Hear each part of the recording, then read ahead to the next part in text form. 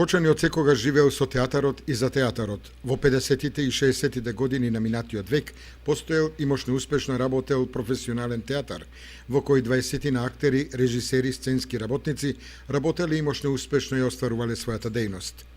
Со предавањето во употреба на Домот на културата на почетокот од 70-тите години на минатиот век започна и дејноста на аматерскиот театар и аматерската оперета. Кочани од 1977 година е домаќин и центар на драмскиот аматеризам во Македонија, каде што за само 7 дена благородната кочанска публика и онаа која доаѓа да ги следи представите може да ужива во театарски представи од повеќе жанрови. Обидот на директорот на Националната установа Центар за култура Бели Мугре од Кочани да се распише конкурс за прием на еден дипломиран актер, јавноста ја прифати со одобрување. Центарот за култура во Бели Мугре од Кочани, значи пред 4 до 5 месеци достави барање до Министерството за култура за вработување на повеќе лица, меѓу кои беше и актер.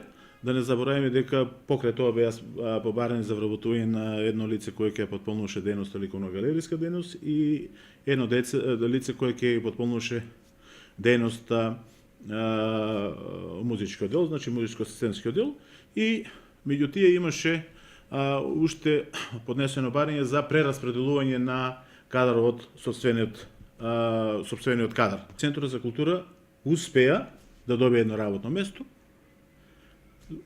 врз основа која согласно со Министерството за финансии Центарот за култура распиша оглас, кој траеше соодветно најмалку 5 дена беше распишан, но за жал не се јави ни едно лице. На огласот за жал не се пријави ниту еден од веќе дипломираните актери кои потекнуваат од Кочани.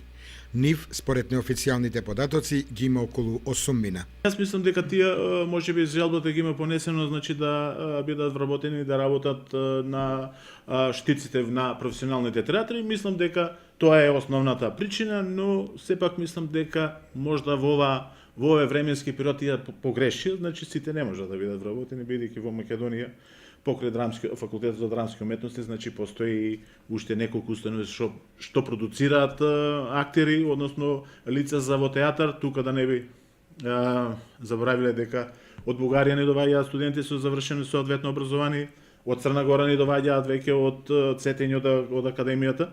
Значи бројот на завршени невработени лица во Македонија е прилично голем. Местата беа многу помалку отколку бројот на лица. Јас би кажал со жалење, значи Центарот за култура, па и Кочани остана едноставно сиромашен, односно со малку по-квалитетна или еден едно скалило за да почнеме да бараме уште вработување за актери, што во тој момент кога не ги дадоа во Министерство за култура согласности, си реков добро е, нешто почна да се случува на полето на театарот, значи после еден се надевам дека уште еден или двајца ќе успеевме да вработиме на полето на актери, значи тука би полека би во следните неколку години би се создало една клима за, па би рекол, полупрофесионалност. Со ова пропадна обидот во Кочанскиот центар за култура да се вработи дипломиран актер кој ќе ја води работата на аматерскиот театар. Со неговото вработување, кое да кажеме ќе беше финансирано целосно од Министерството за култура, пропадна и обидот да започне иницијативата и Кочани да добие полупрофесионален театар, а може би со текот на времето и професионален театар. Услови сепак се уште постојат.